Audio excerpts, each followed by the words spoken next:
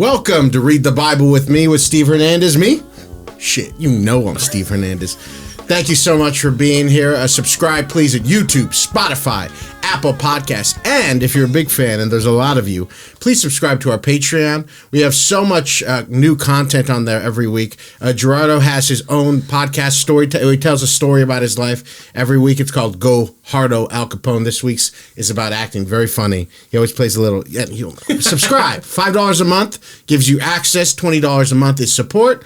And then, of course, my weekly podcast that's about the comedy industry, comedy itself. It's something I'm very passionate about. It's called Put It in My Mouth.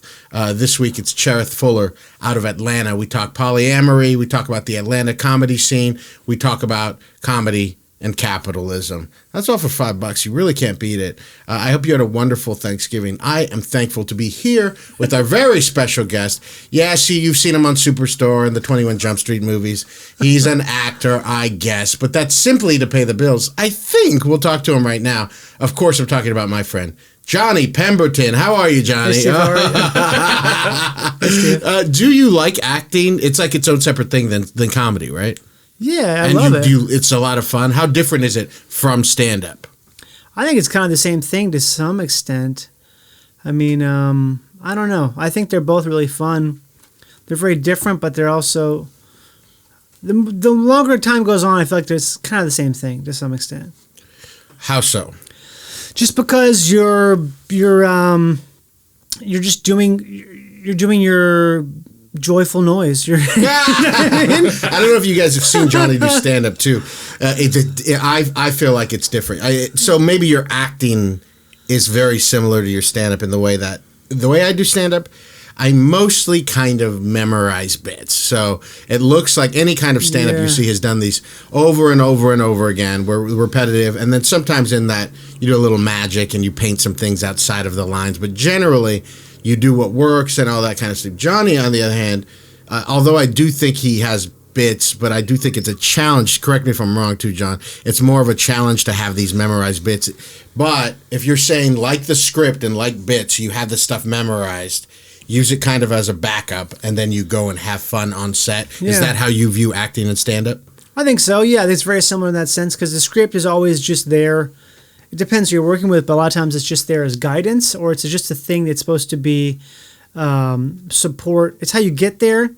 It's the blueprint, and then when you're actually there, it's not necessarily the thing you're actually working from. Some stuff it is super rigorous, and I don't really enjoy that stuff as much, but I've done it, and it's something where it's like, oh, I'm glad I've had that experience, but I don't prefer to do that thing where if I know the script supervisor closely, I'm not having a good time. If they're always coming up to me like, this is actually they, not they are. I'm like, eat my ass. Fuck you. It drives me crazy because it feels like you're being noted into nothingness, into being noted into like being a prop or like just an interchangeable piece. Yeah, piece that just has like you're just there to it's almost like a service job. You're like, if you were a janitor, there's not something, I mean, maybe some people do a especially good job of cleaning the floors. You can tell that some person did it, but for the most part, some service jobs are like, well, it's interchangeable. It's like the same thing because as long as you're doing the job at all. And that's when it feels like that, then I don't really like it. That's why stand-up is better in that sense. But it also, everything just depends all the time. It's always like, there's so many variables at stake, so everything, not at stake, but at play. There's just it's always different. Everything's different. So I don't really think that the idea that stand-up is one thing, and I tell you one thing I don't like about stand-up is the way it becomes like a service. It becomes like there's always terms like, oh, a gig, I have a bit, I have a chunk, are you a feature? Are you a feature? Are you an opener? Oh, you're a headliner. Like that kind of crap is so stupid. I hate it because it's like all this stuff. It sounds like a trade and not an artistry. Yes. And there's a lot of stuff with acting too that becomes like a trade. And when something gets winnowed down to becoming a trade, I find that just really distasteful, and I don't like it. That's why stand-up for the most part has the most trade shit, and I just hate the trade idea of stand-up. It's so gross. And you see like newer comics getting obsessed with like, oh, headliner. Oh, feature. Oh, you're doing 10? Okay, 15. Okay. It's like all these divisions of stuff, which sounds like you might as well be talking about carpentry or something that's not, there's not like, it's just gross. Because it's about performance. It's the oldest thing you can do. Acting and comedy are kind of intertwined intertwined as far as like being ancient professions. Not even a profession. It's like it's before a profession. It's something where you're speaking extemporaneously. There used to be little clans of people, and there'd be warriors, there'd be hunters and gatherers, and there'd be the one guy who wasn't that good at anything except telling the story of the tribe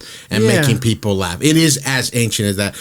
You saw Johnny look over there. I'm sorry I didn't introduce him. Super producer Gerardo Elecron. How are you, Gerardo? Good. How's it going? I have a question for Johnny. Yeah. Who has the worst conversations? New open mic comedians or actors in general?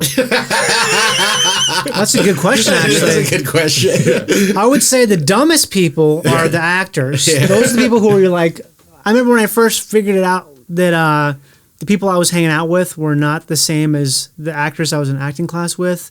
Just hearing some of them talk about stuff, be like, oh my God,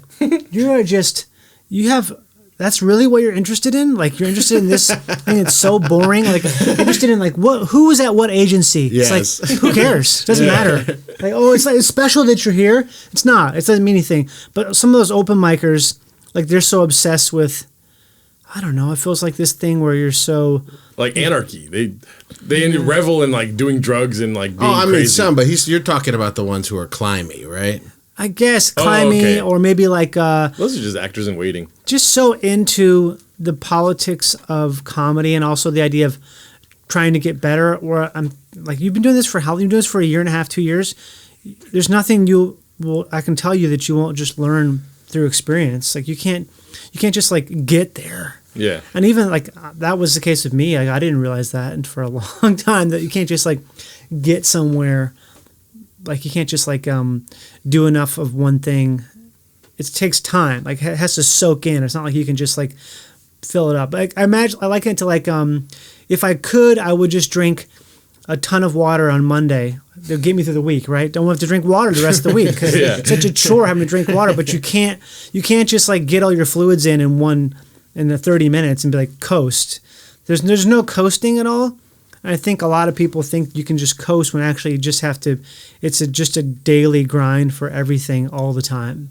One of the first things I saw you in, besides any kind of movies or anything like this, which is so funny, a lot of people don't know. When they think of you, I bet they don't think of you as a Los Angeles comedian.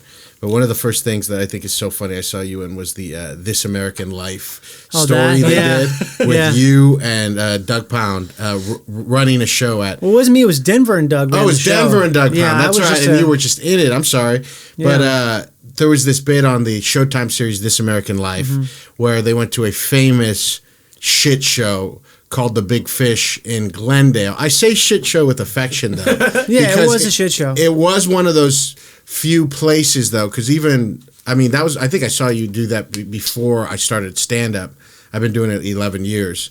And I did Big Fish after. Mm-hmm. And it was bad, mostly. Yeah. But you could see some truly outrageous shit there. You could punch through. Yeah, you could punch through, and there were, like... people that people off the streets, regular people who were just stopping in or getting drunk in the corner. So it was a place where you could make magic happen still. Mm-hmm. But I think that it doesn't exist anymore. But you see a young Kyle Kinane, you see Doug Pound in Denver arguing. Brody Stevens. I remember one time Duncan Trussell. Yeah. So all these people that are bigger names now doing this shit show.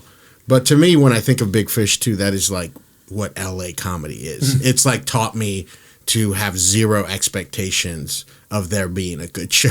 Yeah. It kind of ruined me for a while, though. How so? Because I got so good at like punching through to those alcoholics on the bar stools, like these union electricians who they would heckle people, and I found a way to ingratiate myself with them and actually have really great shows, but it involved just never slowing down, like never letting anyone talk. And then when I started headlining, it was like, you can't do that. You can't just be barrage. You have to let air in, slow it down. you have to be okay with like stopping to drink people always say like, how was the show? It's like, oh, I couldn't take a drink of water. That means you're having to like police people because you didn't have time to just, if you gave people how many seconds it takes to take a sip of water, someone's gonna fucking say something, and you're gonna have to like, you have to like constantly be performing. And I think for a long time, for years after that, I was always just never stopping. And I think it took me a while after that to realize I have to let air into it and just be okay with there being silence and having the confidence to have silence. Now, when I opened shows for you in Austin, by the third or fourth show, you were over it. You think that's like too many times to be doing that much time in a row? I guess I say I'm over it, but it's also probably me saying that before the show because I'm like nervous. Oh yeah, it's never after. I don't want anyone to think that he's like, fuck these people. It's nothing like that. But you're just like tired, right? Because it feels like a job. It feels like a thing where this is a trade. It becomes like a trade. It becomes a thing where you have to do this thing that feels like you should be making more money than you are for how much for what it is. I don't know. I always think about that. Just the idea of if you compare it to what it would like to be a doctor, like how much work it takes versus how much pay you get and how much respect you get, the difference is massive. Because a doctor makes so much money, and a lot of times they just walk in, people glove them up, they do a couple of cuts, and then they walk out. Well, right? and then surgery's a little different. But Nah, just a couple cuts. Then just like just a couple cuts, no big deal. Just a couple cuts. Just 11, 12 years of school to get to the first cut, no big deal. I guess maybe like a radiologist, something like that. But no one respects a radiologist. I mean, maybe some people do. Sorry if you're a radiologist. Yeah, or anesthesia. We didn't know the show was going to go in this direction. Also, one of the funny bits, you have a Morrissey bit. I don't want you to do it. I'm not going to say it because as a Mexican who's grown up on Morrissey, I still have yet to write my Morrissey chunk.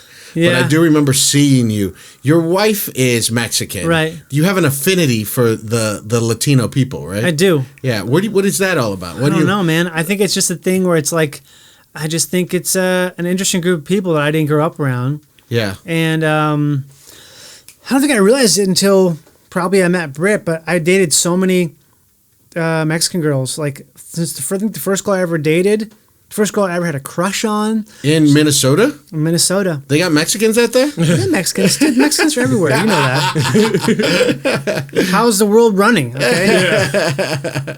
Yeah, I don't know. I don't know how to explain it, but I think it's just like, I don't know.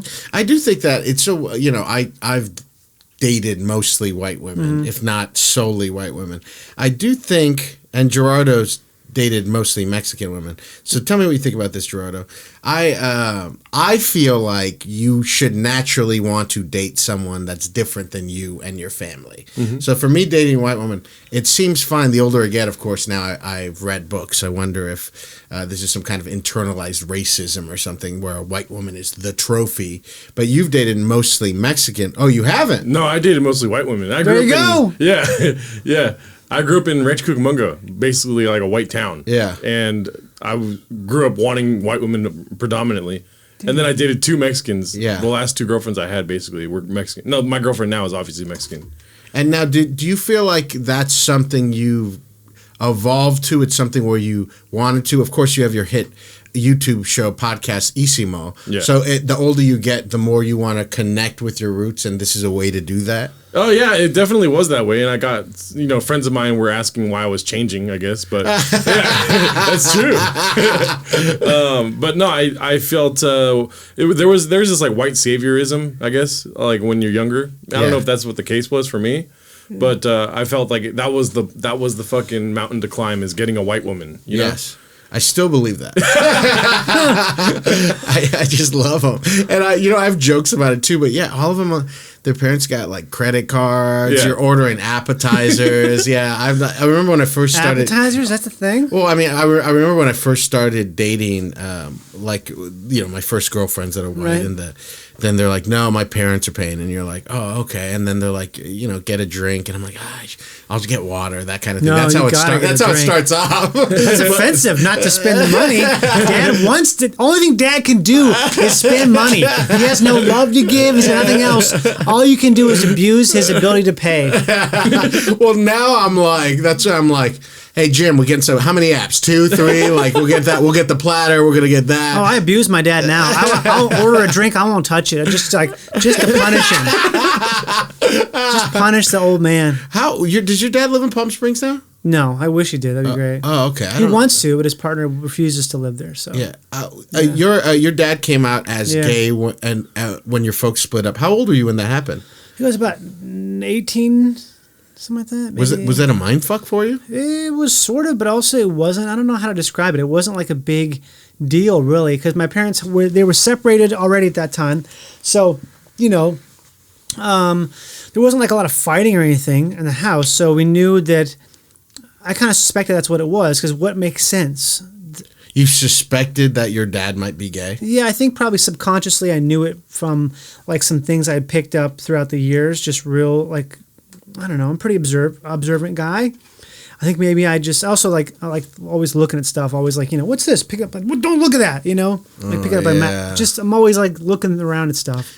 So I probably just noticed something, and then it's like, I think I asked my mom about it or something like that, and I think I asked that, and she sort of smiled and was like, "Yeah, could be it," kind of thing, something like that. I don't remember. It's hard for me to remember this stuff as time goes on. I really feel like there's so many of my memories have not crystallized. They've become like foggier. Yes. Except for the ones I remember over and over again, and I really don't have a good memory of that time period at all. Like it's amazing how little I remember. I remember like the instant I walked in the living room and my dad said, I need to talk to you about something. My mom was there, and I have younger siblings, so some of them are just too young to even understand anything at that point. And he was like, he told me this, and I was kind of like, okay. I think he probably was extremely nervous and worried how I would take it, but I kind of sort of had an idea of it, and I don't care, obviously. It doesn't bother me. I think maybe, I don't know, it's a lot to be said there, because it doesn't really, who he is never changed. He did become a much happier person, like significantly happier. The year or two after he came out, it was like, this was a different person completely. But I feel like, I don't know, it wasn't like a big mind fuck, but also at that time, so many things are crazy, like going to college, and like I was dealing with, my bowel disease still. I think I had surgery right around that time. I'm still trying to figure this out, because I got to get the dates right, because I'm doing a new show about not about him, but more about bowel disease stuff. And I'm trying to figure out the timeline, because I want to know, part of me is like, did he come out right between me having surgery? Like, what a fucking terrible time to do that. Like, make something about him when it was like I was having this crazy time in my life where, I have a colostomy bag for 10 weeks kind of thing. But I honestly can't remember what the timeline was, but it was around that time. I have a friend named Jay who has issues with all his shit. He has the colostomy bag too. He does, wow. Yeah, he's had it for years now, and he's like, I guess it like fucks with you, and he the way he tells me, he's like, it just fucks with you in ways you'd never understand, like the idea of like he couldn't shit for a while, and like with the colostomy bag, he couldn't take a shit for a little while. So that's a possible thing. What do you mean he had Crohn's? But he had a bowel blockage? He just didn't shit. He shit in his bag, but it wasn't the same as actually shitting. Yeah, if you have a bag, you're not shitting out your ass. Yeah. So he said that you don't understand like what a good feeling that is until you can't do it anymore. Yeah, I never thought about that. I mean, I guess that's a big thing. That's true. That's another thing I don't know how I haven't thought about that, because I had it for 10 weeks. I think the thing was, when I had the colostomy bag, it was such a focus of my life. It was such like, oh my God, this thing I'm dealing with. It took me so long to get used to it that I wasn't thinking about the lack of the feeling of shitting. Also, when I was shitting before that, it wasn't like, oh, this feels good. It feels almost like like, I don't know. It was not a great thing. Because shitting, I do think the feeling, and I don't like to talk about this stuff, folks. I'm not a scatological guy. I love it. I know We're talking about medicines right now. We're talking about medical shit. I'm not I don't like to talk about shit or farting. I don't think that's funny. That's not my brand, okay? But you got this stuff happen around middle school, right? I got diagnosed when I was 10 years old. Yeah. And then I had my colon removed, I think, probably around 19. So yeah, no, it was 19 because I went to college my freshman year, and then I had the surgery my sophomore year. So my dad did come out before the surgery. Yep, he did. I had my surgery the sophomore year of college. I took off the first semester of sophomore year. But this medical stuff dominated your headspace for all those years, correct? I mean, not dominated, but it's definitely a feature of my life. Like, it's the kind of thing where I think people would say, like, oh, what it would be like if you didn't have it. And it's kind of like, I don't really know.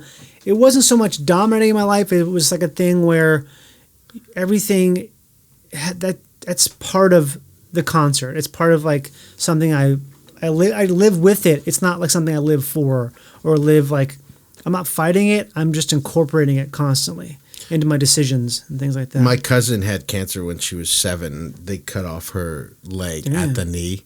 But the way she's like talks about it, she's like, this is just part of my life. It really is. That's true. I don't know another way besides this. Yeah, she was so young. She just lives that way. Yeah, that's and she said she remembers telling her mom, my aunt, and that her mom told her about it, like they're gonna like that, and she didn't think that much about it, but her mom's like weeping so hard. It hurts the parents way more than the kids. That she was just like, well, I guess I better cry, like to match up with this woman. So your parents, it really fucked with them, you think more? I think so, for sure, yeah. Especially my dad, because he is a colon rectal surgeon. So for him, it was like this, I don't know. What are the chances? Yeah. I mean, I don't know. I mean, what are the chances of anything? I suppose they're pretty slim, but I don't know. I mean, it's one of those things where it's just probably pretty strange odds for that to happen. Yeah. I mean, he must have feels. I mean, it feels like a Greek thing, right? A Greek tragedy that this very thing has been brought down upon my son. And I think for him, it was really difficult personally because he would go to work, and then he has to come home and essentially deal with a similar thing at home. So I know he said it to me years ago. That was really difficult for him. So. Yeah, I mean, it's very complicated and doesn't really make a lot of sense. And I think I'll probably never fully understand all the dynamics that were going on then.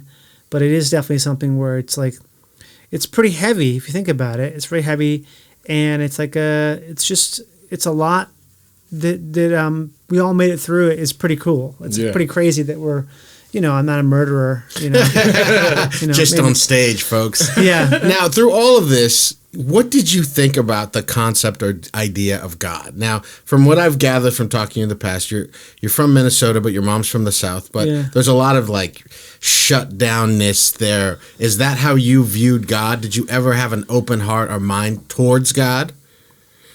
Yeah, I guess so. I mean, I went to Catholic school starting in 7th grade. And so that made me hate Catholicism and everything I had to do because there was so many rules. Yeah. And I was always been kind of a punk, so I hated religion in that sense. And I've only like in the last maybe 10 years or so started to see some of the stuff in the Catholic Church as being, oh, that actually makes sense. And it's also pretty much the exact same thing as this Buddhist teacher is saying. Give me an example. I don't know. I think maybe like I really firmly believe that the idea, the whole the kingdom of God is on earth kind of thing. I don't believe in there being like an afterlife, a heaven. I think that's absurd. And I think even there's some people would say, I mean, I don't know the Bible nearly as well as anyone else who knows the Bible, but the idea that, I mean, you can say that the Bible said that Christ did say that. He did say, not in uncertain terms or in some terms. At various times he went around saying, the kingdom of God is within you. That was his whole thing. Yeah. There'll be a lot of people, a lot of evangelical Christianity talks about heaven and hell, but Christ did not talk about that much. Yeah. More often than not, Johnny, he said what you said is that God is the kingdom of God, heaven, all of that is within you. And that's what he came to wake up people. But I guess I hadn't thought of that as, that's basically Buddhist in a lot of ways, correct? Right, because we live in heaven. Like, this is it. And the idea that all the things that the church or Christ teaches is that things that allow you to live in your present life as though it is heaven, because you can make heaven. We have everything. We have so much stuff. It's just incredible. We have like the bounty is, I mean, it's unbelievable. But people spoil it through satanic acts and feelings and being like, whoa. Satanic acts. What do you mean when you say satanic acts? I mean, like, I think of satanic things as being like denying glory or joy, or denying like something is beautiful, or being destructive, and through anger, any type of thing where you're being kind of like would you call nihilism then satanic? I think there's a brand of nihilism that is satanic, yeah, because you're basically, you know what gets me is like I just found some Reddit subgroup called anti-natalists, the people who wish they hadn't been born because they feel like they've been born, they didn't give their permission to be born. I'm like, this is fucking insane. Like, what? This doesn't make any sense. It makes no sense whatsoever what you're saying. All these people saying all this stuff that's just so defeatist, and I'm just like, just kill yourself. Take your life. Go leave. You don't have to stay here.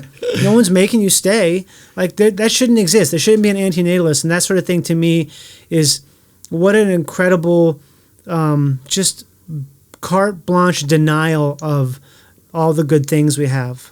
I don't know. I mean, I think it's like, we could talk about this for hours and hours and hours. Ketamine would probably help, but I think that there's I know what you're talking about, obviously, and you know, you and I talk about a lot of things off mic that we probably can't talk about publicly, but I do think that there can be a brand of like socialism and leftist stuff where they get so caught up in all of the negative things that they don't understand the gifts that they have. I'm not talking about like America, oh, what a great country and all this stuff. But, you know, materially, we are doing better than 95% of all humans of all time. The fact that we could generally eat a steak or have these kind of things, or generally have a roof over our heads. There's all kinds of stuff. It's just the numbers. I mean, even if you just look at crime has gone down, I think, by over 50% since the 90s, since like the mid-90s. No one talks about that, but people think there's more crime. There's so much less crime. So much less crime. It's never been safer. We've never been richer.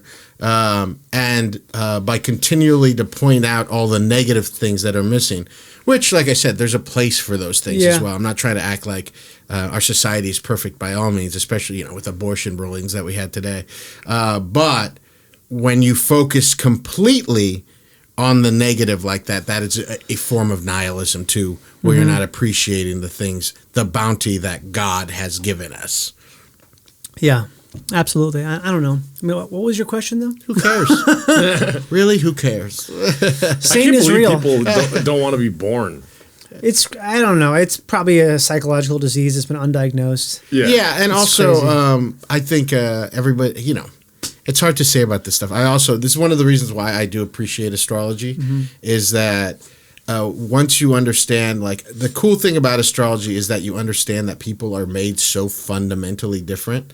So our positive outlook on things could very well be our essence of who we are. Yeah. That some people, they couldn't possibly see the positive even if they wanted to. Well, they're possessed by a demon and need to be exorcised and made whole. So you have no problem believing in God, but your God is a God of nature or something we can't wrap our heads around, that kind of thing? Absolutely. I think a lot about this writer Jim Harrison, who I like a lot. I actually need to start reading him again.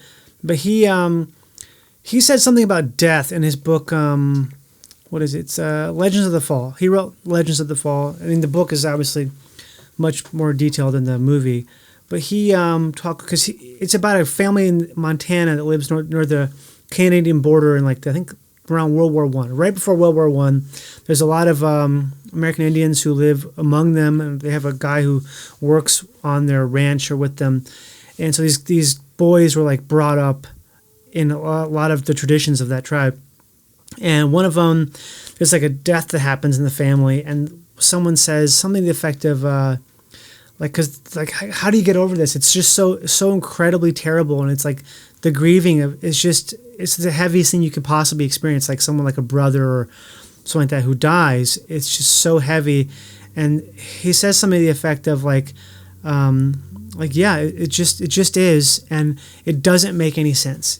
There's like the idea of any that thing making sense is that doesn't make any sense to think it would make sense. It's absolute, utter terror, and it's horrible.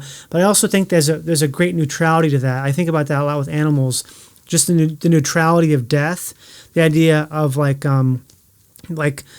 seeing a lion rip apart a wildebeest is you look at this and it's abject terror, but it also is purely neutral. It's this thing where, I don't know, something about like just the horror of something being, so it's like you're just like swimming in terror. And if you're alive when you're doing that, there's something about that that's purely transcendent. I think I don't think it's possible to really explain it, but just the idea of something being so terrible, but it doesn't kill you. There's something like super psychedelic about that. That feels well, it's part of the ultimate human experience or life experience, because you're talking about animals. We're animals. Our brains just got too big, I believe. Yeah. And I think we oftentimes try to think that we are an exception to those things, which we're not at all. But I think that's where God lives a lot of times, is in those spaces of extreme terror, but still being alive. So, yeah, as much as the terror as, we think of God as only in these extreme times of joy. Yeah. But he is there in death, in terror. In the worst, in the most hideous thing ever. Like, I think about the ascetics in India, like eating shit and like eating bones and stuff. Like, that kind of stuff excites me, because it's just like, it's so terrible, but you're still alive. And what a crazy thing. Like, you're so close to God when you're experiencing these things that are the opposite of joy, like these. But that also, it can become a slippery slope, I think, and become a thing where you're like enacting terror because you feel like that's brings you closer to God or a God space. But I just think there's something in there that people try to overlook. We try to push past pain, or try to like make pain go away, when really I think the best thing is to actually just to eat it.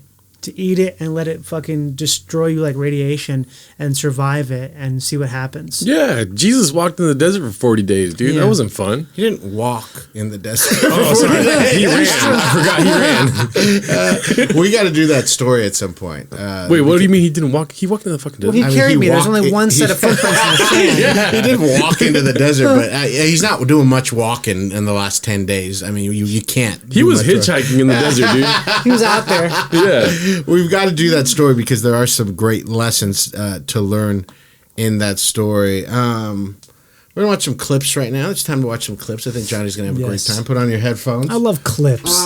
If you guys find any clips that you want us to listen to or give us, send them our way. I know our newest Patreon member, Becky Jardine, somebody that I went to high school with, we were in show choir with. Thank you, Becky. She sent me something this week. But I had a different friend send me this person at Savansky. Now, this person said that Matthew Savon, this is his Instagram account. He's only at 13,000, so this isn't huge yet. But that he used to be a comedian. He's a musician. He gave his life full on to Christ. And now he's making these TikTok videos and these Instagram reels.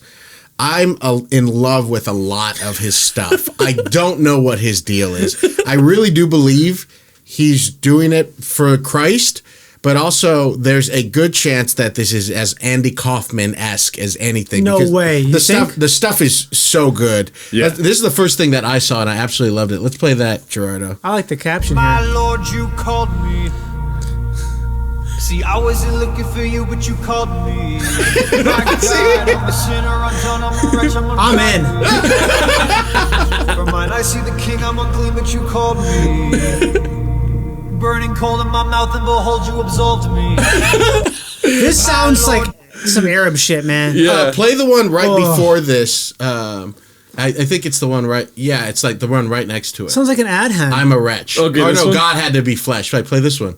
I call upon Jesus. What? He was buried and rose again, got it to be believe him and repent. I call upon Jesus. He was buried and rose again, got it to be flesh. I like his presentation, dude. Believe him and repent.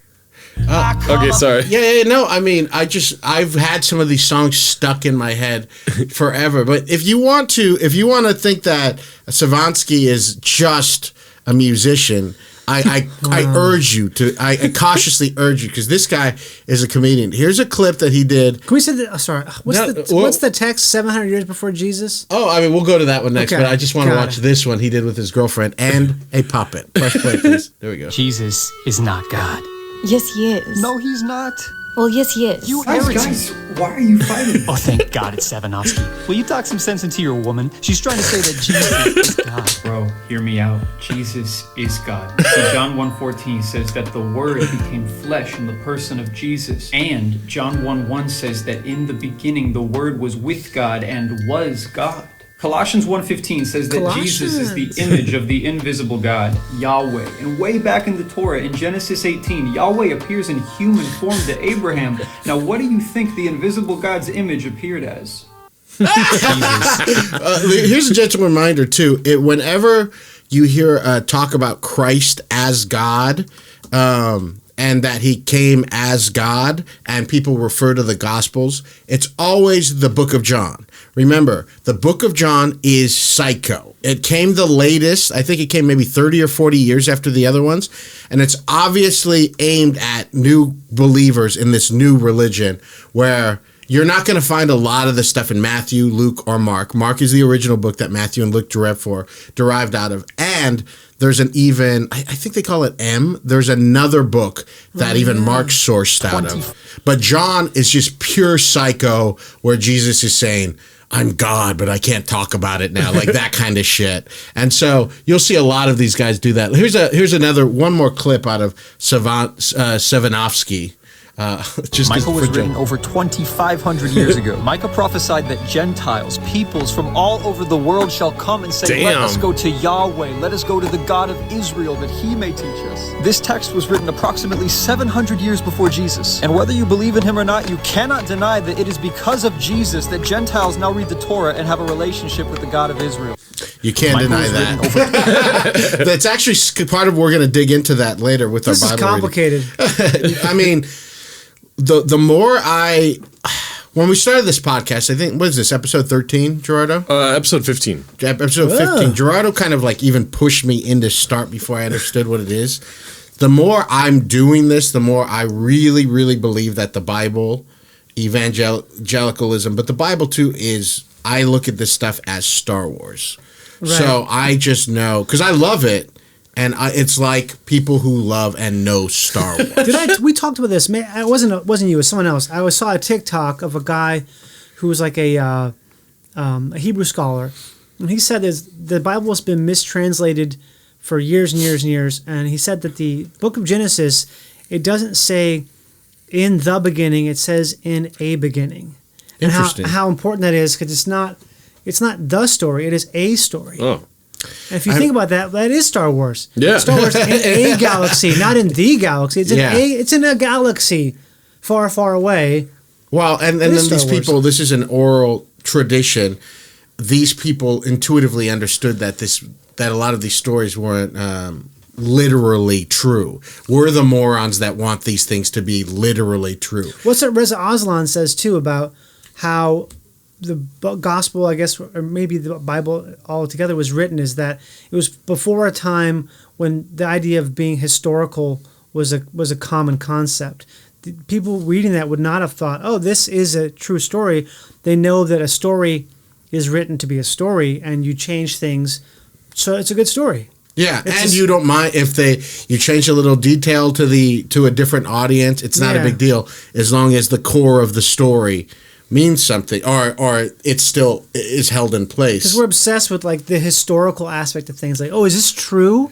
It's like, what is anything ever true? Really? Yeah, I mean, it's the dumbest thing in the world that these people take religion and the Bible literally. It's poetry.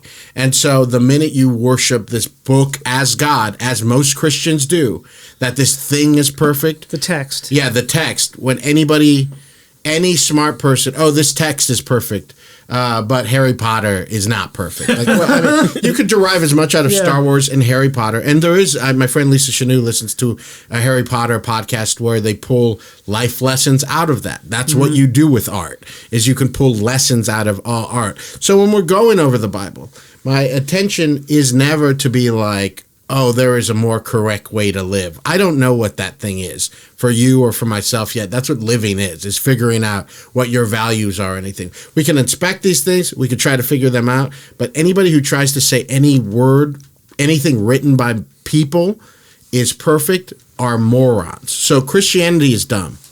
I don't know what you're talking about, Steve. There's no contradictions to the Bible. I mean, it all depends if you're in your 20s, then it's like, yeah, man, this is it. This is the thing. Christianity's dumb. Islam's dumb. All religions that say this is how you have to live are stupid because that's just, it's not real. It's not true to life. And things change. Whenever somebody's trying to tell you that this is, but I do think that that is based in this inherent feeling where people feel like, and I don't know how long this feeling's been around, Johnny. You know, I just found out, Julia's sister told us, do you know that we've only been celebrating birthdays for 100 years? Really? 100 years. That's as long as we've been celebrating birthdays. It like started post-industrial when little kids didn't have to get jobs anymore. Wow. It's like this part of childhood that happened. Yeah. But childhood didn't used to exist. Kids used to fucking be taking smoke breaks. 8-year-olds used to be working in factories. They just thought of them as little people. It's so funny. My mom feels so terrible about not leaving my dad at a certain point. And she brings this up she feels so guilty about this all the time. Still? Yeah, I think it's something that eats away at her. And even though we've forgiven her, it's just something as a mother where she's like, you know, in the height of the abuse that you suffered, you know, I didn't leave. And I know she feels so bad about it. And I'm like, Mom, she's like, you guys never had a childhood. I was like, Mom, childhood's like 100 years old. Yeah. Kids used to die. They used to work in factories. It wasn't a thing where it's people treasured their children and were like, oh, let's treat them right. They were like, fuck these little things. If they don't do their part around here, I don't care if they die outside. That has been going on for thousands and millions of years compared to childhood. But yeah, I don't know. People, I do think though I feel like this version of Christianity, evangelicalism, is so American and so based out of capitalism where it's like, we're not good enough. It's like, we're so not worthy of the love of God. And it's like, I don't know where that comes from exactly. It's not too much in the Bible, but it's all over evangelical Christianity. Let's go to that Stephen Furtick clip at Elevation. Stephen Furtick at Elevation Church, 3.5 million followers. Someone like Matthew Savatsky. I don't know what the fuck he's doing, but I like it. Look at this guy. Stephen Furtick, 3.5 million followers. He's one of the biggest hip Christian pastors out there. Listen to this speech he says. And also, this is the guy that carried that kid around on a chain. Yeah, we haven't heard too much. We featured him. We featured him on an episode, but I've been watching a lot of clips, and I mean, this is just evangelical Christianity at its core, and it really grosses me out. Let's watch it. Nothing has changed about God. With so many unstable things that can knock you off balance in life, let me just stand behind this big sturdy pulpit for a moment and remind you that every bit of that is still true. No matter what you've been through, listen here. No matter what the locusts have eaten, no matter what time has slipped through your fingers that you wasted because you couldn't get it together, it's still true. And I emphasize the word still. It's still true. You're still gonna do it. You're still gonna make it. You're still gonna fulfill God's purpose for your life. Yes. You're still, oh man. The next one, God, man. You're still chosen. Wow. Everything that happened, he knew about. So you're still chosen. See, this is good. No, This is bad. yes, because I've personally never liked this. If everyone is chosen, no one is chosen. If Jesus died for one person, he died for. I just don't like. It's not true. If one person is special, we're all special. We live in a world where Isn't that what he's saying though? not if you're. The idea of chosen doesn't make sense that way. Well, I'm taking that away. When I watched it, I'm saying, "Oh, I'm still chosen. We're all chosen." It's this place of lack. The thing he's talking about is exactly what you said. Christ said that he's saying, you're still, no matter how bad you are, you still have a shot. God hasn't forgiven. No matter how bad you fucked up. It seems like he's saying the same thing, but I don't think he is. He's saying that God wants to do things new in your life. Mm-hmm. And what Christ said, and what I believe you were hinting at, is I'm saying it doesn't matter what's happening on the outside. It's all about perception. So you have to change within, even if nothing changes on the outside. But isn't he saying that? I don't think so. Because when I watch it, I get this overwhelming sense of community right off the bat. The great, kind of interesting, nuanced music you don't normally hear in church. It's backing his word up. He's taking his time. He's confident. And he's basically just saying, you are good. Yeah. You feel bad about yourself, but you shouldn't because God loves you and you're chosen. I don't think that's what he's saying. I think he's saying that if you repent, then everything will be okay. But he didn't say repent. No, not in that exact clip. But that's what they say. It's not like he's saying, walk out of here and don't come back. They're going to work you into the church. But isn't repenting in a way kind of, it's a good thing? Because you're basically, you're turning your ego out. You're saying, I'm nothing. You're absolving yourself. You're saying like... what does repenting mean to you? To me, it means like acknowledging like evil or sin, acknowledging things that you've done that have created darkness as opposed to light. Like denial of light is to me like that's what you're repenting. You're saying like, oh man, I you know what gets me the most? Sometimes if I'm like running and I'm really tired and I'm like got like an endorphin high, listening to the right music, I think about like times I've doubted myself or times I've like been really negative about who I am, how incredibly sad that is, and how like, oh my God, what a terrible thing to do, to waste any of my time at all thinking that something wrong with me or I've done something bad and I'm not like this great perfect thing that has everything they need to do anything I want to do.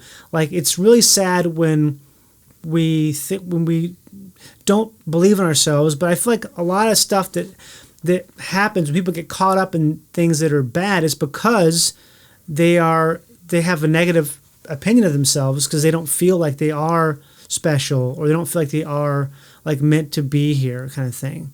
No, I agree with everything you're saying. Yeah. I don't think that Stephen Furtick, and this isn't found in the clip, so if we're basing these things based on those things, then I'm like, I don't think Stephen Furtick is saying that you're good because God made you good. If he was saying that, I would agree with him.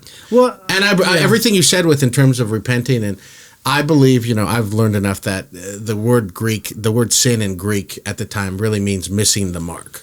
To repent means everything what you just said. It's not like not like you're bad. You didn't do something bad. You just you failed to recognize the goodness. But Christianity, evangelical Christianity, teaches that we are born into sin and that we are innately bad.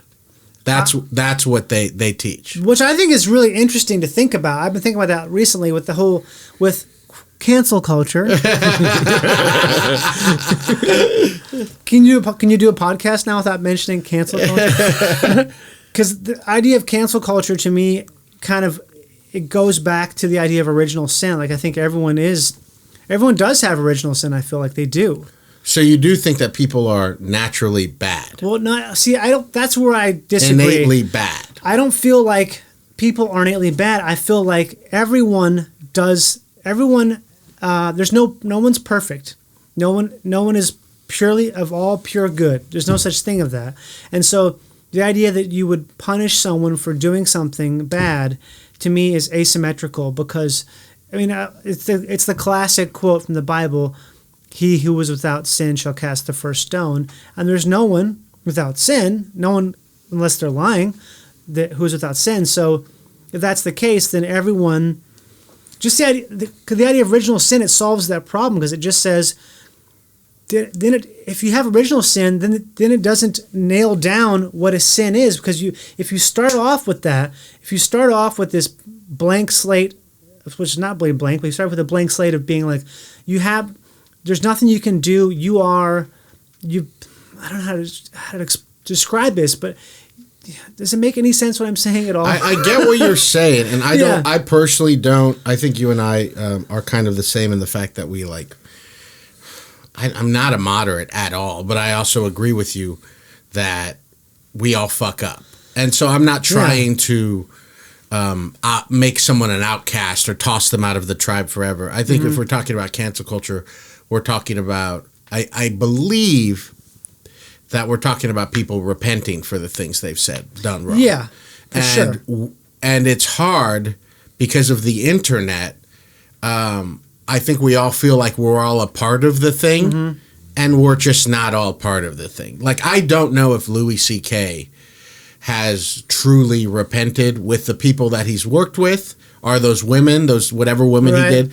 We don't know if he's called them and apologized. He very well may have. Right. And he does not owe any of us that public apology. He doesn't, no. He doesn't. But he very well may have called all of those women and said, it was wrong what I did 20 years ago.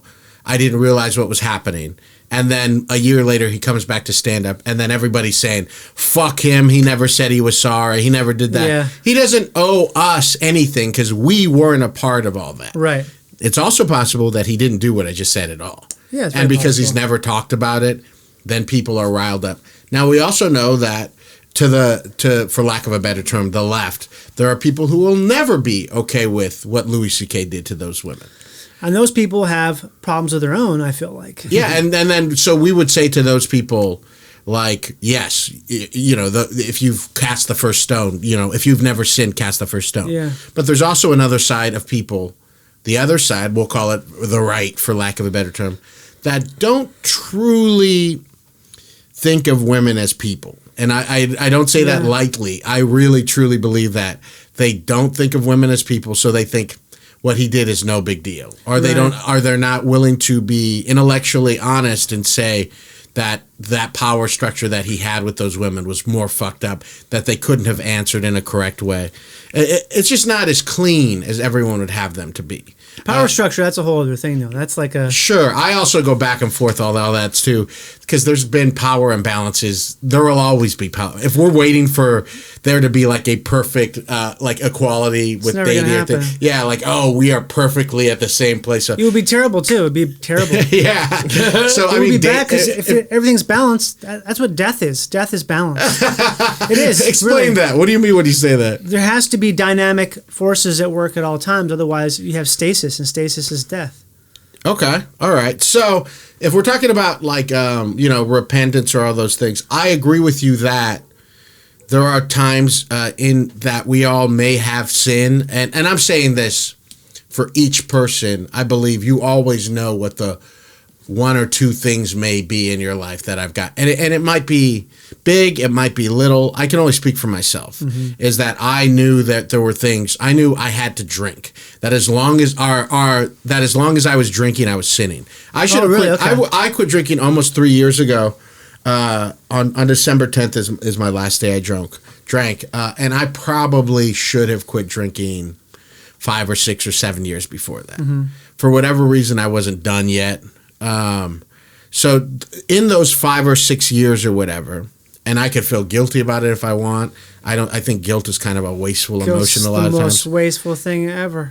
But I was sinning in those times. And that doesn't mean that I was, even though I'm sure I hurt some people in those 5 years, but it doesn't mean like God was mad or anything like that. It means that I was not living my life to the fullest. Because like pissing in the fish tank that is Steve Hernandez. Yes, this thing was taking up space where there could have, like you said earlier, where there could have been life in this thing. And this thing was death for me. So by stopping the drink, I have repented. I agree with all those things. But, it's important to remember that, like, someone like Stephen Furtick who's saying what sin is, maybe he would break it down like that kind of things, but they also believe that we're going to go to hell. And his ideas of what sin is probably don't line up with what you and I think of as sin. They would never say it's that personal thing. They would base sin based on what the stupid scripture said. These guys we don't know that could have been bad people, some of them probably bad people, said we should live our lives. I just love these preachers because they're so interesting to watch. I love the pageantry of it. I love it so much. No, I mean, that's why we do this. It's because I absolutely love this stuff. And I do like to talk how we're talking to, because it's like, this is like like I said, this is all Star Wars to me. In this universe, it's so cool to talk about, when you hear nerds saying like, oh, what's his name shot first at the bar and the thing. And I'm like, yeah, we're talking about Paul and Peter. This is fun. This is because we're playing within the rules of the game. But ultimately, this is just a game. This is just storytelling. And it bums me out because we've got people now who would love to make abortion illegal that are doing that in the process that has nothing to do with real science or anything like that. It has to do with these stories. Imagine people trying to make laws based on Star Wars. Yeah. I think that's what's happening. It's just it'll just change though. It's all just, I think it's such pendulum stuff where as terrible as all that is, I mean, people have tried so much to stop those abortion laws from getting repealed, but it hasn't happened. I almost think it has to change significantly in a really bad way for a couple of years for it to go back to how it was before for an even longer time. Like it's going to take, I think Trump is going to have to get reelected. And so we're going to have to do some really heavy, I don't want to say bad, I just want to say like heavy. It's like heavy stuff. I think the idea of saying something is good or bad is kind of absurd, especially now, because it's like, I mean, who am I to say something is bad? It's more just like, this is a heavy thing we have to deal with, but when you deal with heavy shit, it makes you not want to deal with it anymore, because it makes you like, oh, we don't like how this feels. This is, as a society, this is heavy and does not feel light and enjoyable.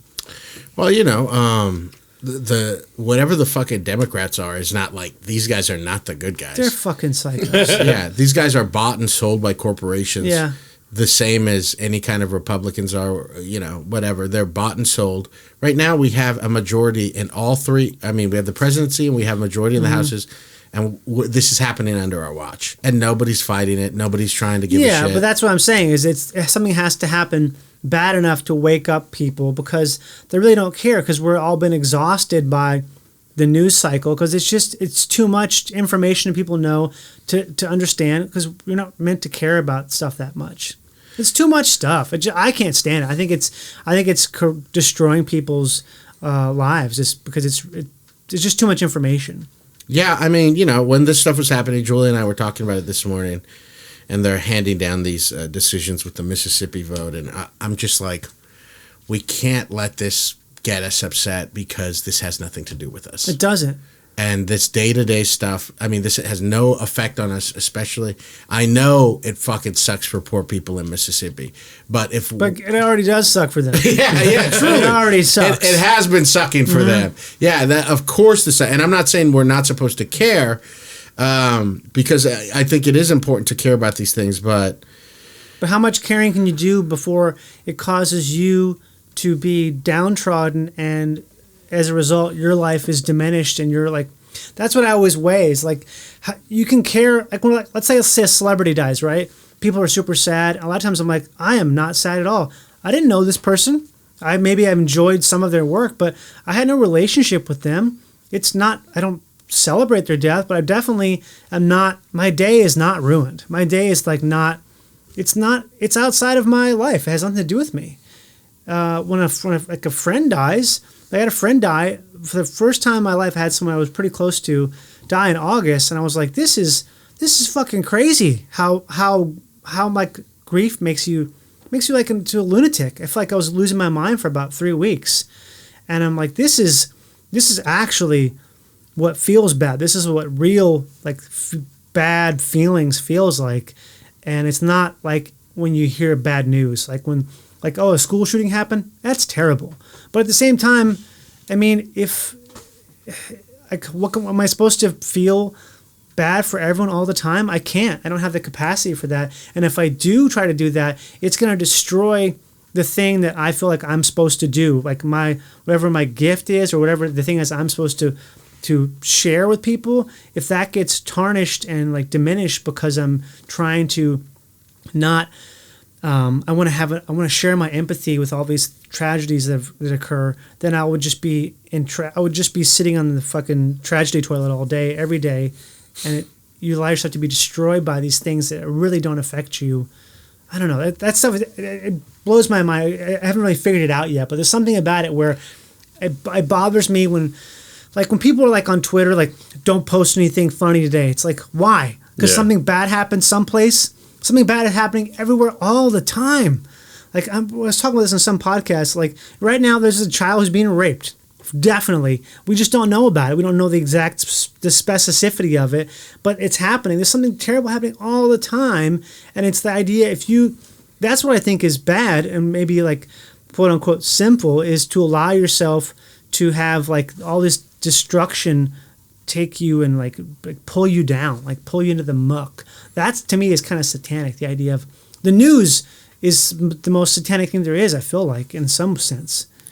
Well, they don't, just like the technology people, they don't care about how this affects us. No, but they want it. Like when that concert, that Travis Scott concert, yeah, that is a human sacrifice that happened. Those people died, and the news is like, oh fuck yes. Is there a better news item than that? There isn't.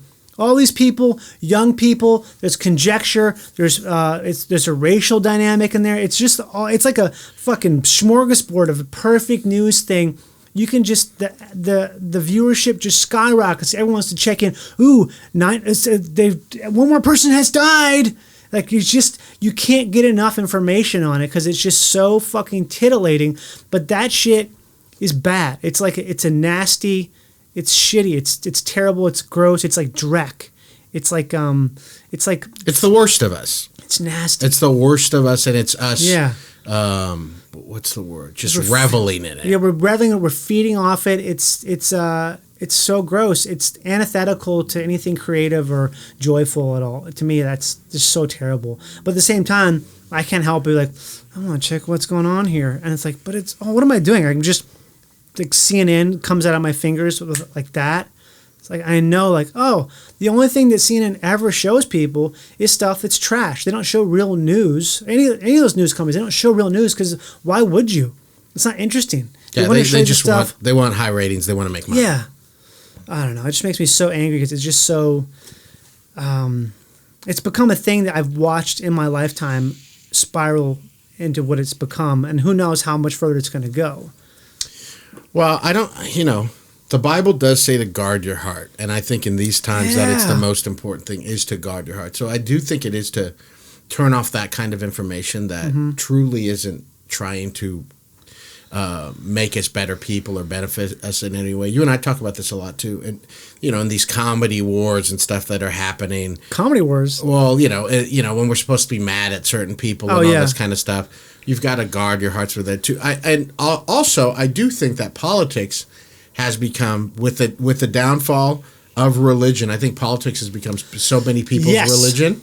Absolutely, and it's disgusting because it does not work the same. There's no community in politics. Maybe there is. Maybe. Well, there are people who think, who feel an affinity or a brotherhood with fellow Democrats and Republicans. Yeah, but they're not feeling as good as those people at that stupid Christian event. Those people, they're probably having a good time. They feel good around each other, Yeah.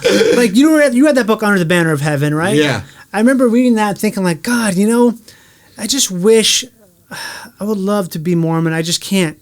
I can't, like, unknow stuff, but I used to just have... the community seems so great. I used to have, I used to be a minister and I used to be a Christian, and there have been times in my life, I'm not there anymore, but 10 years ago, I would be like, if there was a switch where I could flip it back off and go back there, I would do that because it's easy and it's fun and it's all easy. lined up and it's God's plan and you're around all these great people. I still, some of the people I grew up with in church are still, I see them once or twice a year, but these are good people. They're like good people. Yeah. It's all built around this. You can trust them. They're trying not to be duplicit. We share the same rule book, so we all can say when something's wrong or bad or anything generally, which is, not like this now. And you think I trust these fucking liberal people? They don't even help you move. They're not going to show up for a funeral. Exactly.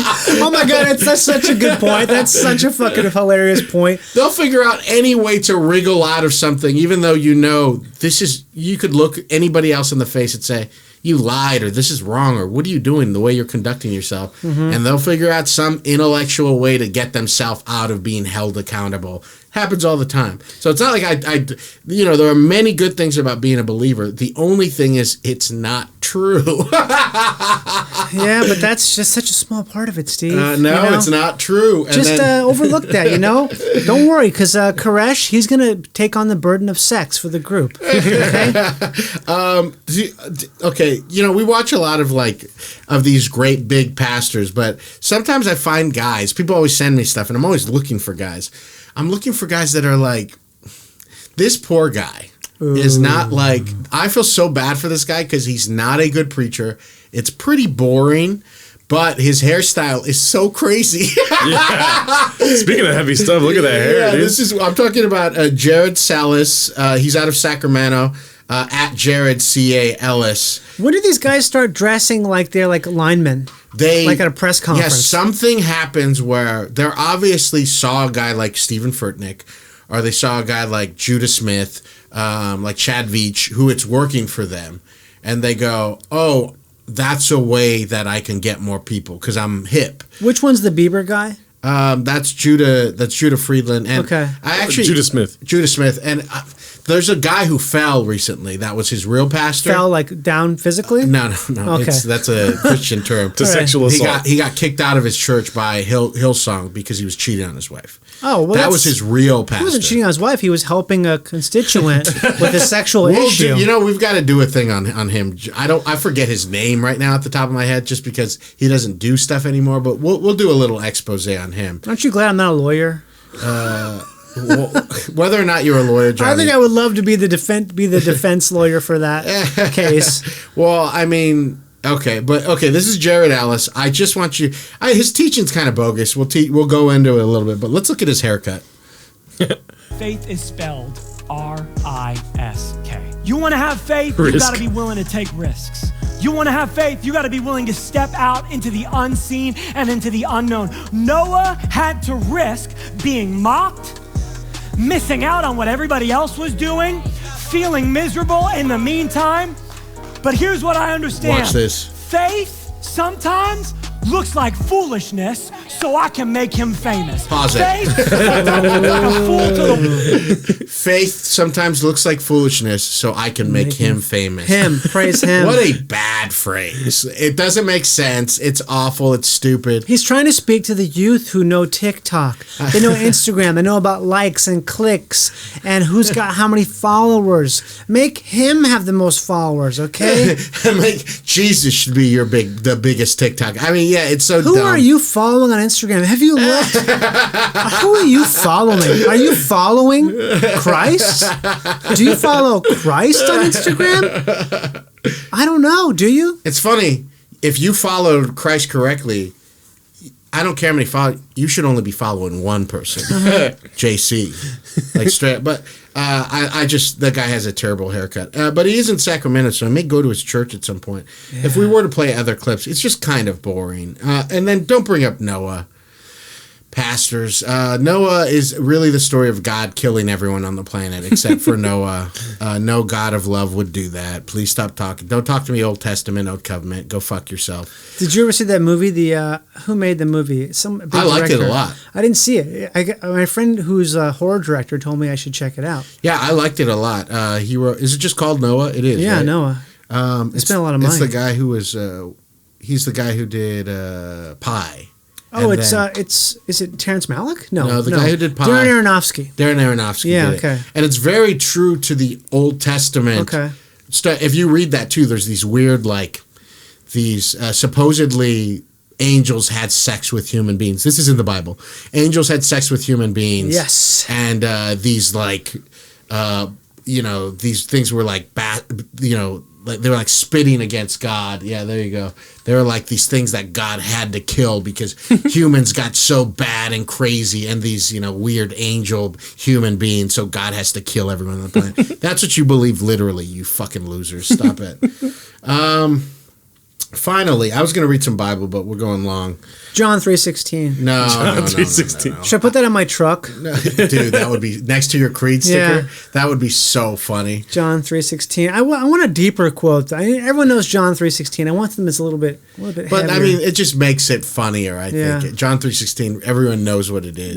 Which passage is Jesus wept? We'll look it up. We'll figure it out. I don't know off the top of my head. This is Gerardo's friends from high school. Oh, no, college. Oh, from college. Yes. I'm sorry. And the only reason we're playing it is because he played it for me. This guy has hundreds of thousand followers. His name's Anjay, but his TikTok name is A Dork Who Lifts. And I really do feel this specific TikTok is like what God is saying to us. And so I want to play it because I think it's so great. You text me for the first time in 4 months. And I wanted to ignore it and move on, but it's been a week now, and all I can think about is how much I just want to go off on you and tell you how you made me feel. Because you left me feeling used, feeling worthless, feeling like I wasn't good enough. This is God to us, you know. Now, was I perfect? No. I owned up to my mistakes right away. No one. And I still showed up for you whenever you needed me most, and all you could say was, well, I didn't ask you to. We didn't ask God. We didn't ask you, Christ. But that's what love is, right? It's showing up for those that you care about in their time of need without even needing them to ask you to. I did everything that you wanted. I showed you nothing but love. This is real or a joke? And all you could show was that you were done with me. I mean, look at his eyes, dude. That's real as fuck. Hundreds of thousands of followers. Dude, is there another clip of him that we can watch? Very earnest? Gerardo. It's all sad stuff. Yes. I'm going to make a TikTok that's using that same sound. And do those same things. That's a thing, though. Yeah. That is a thing. Gerardo Gerardo found this guy. He went to college with him last night, and he said he was up all night. It's like Friday Night Lights or something? Is that what it is? It's like a TikTok one. Okay. Like there's a sound that came from somewhere. Oh, wow. This is heavy, huh? Yeah. So this is all... Here. All right, here, let's watch this one. Both my parents are dead. And around this time of year, I start to get really anxious because I'm anticipating how much the holidays are going to hurt. This is not a joke. Because we keep he's monetized with this these for sure. images of joy and happiness and family. And I don't really have that anymore. It's not the same. I think I know what's going on here. Some people just like to be sad. Yes. You know what I mean? Some people just really enjoy like listening to Depeche Mode when they're running. Yes. No, this is all. It's all sad stuff. Mm-hmm. Look, introvert problems. Let's help. This is all. Everything he's saying is sad, and there's especially teenagers. You know, TikTok is preteens and all this stuff. Yeah. They're so sad right now in their life, so they're watching. Let's take advantage of them. And it's just Yes, he is. Taking I gotta start taking advantage of these young people more in terms of my ability to manipulate their ideas and thoughts. Johnny, thank you so much for coming on. Yes, I loved it.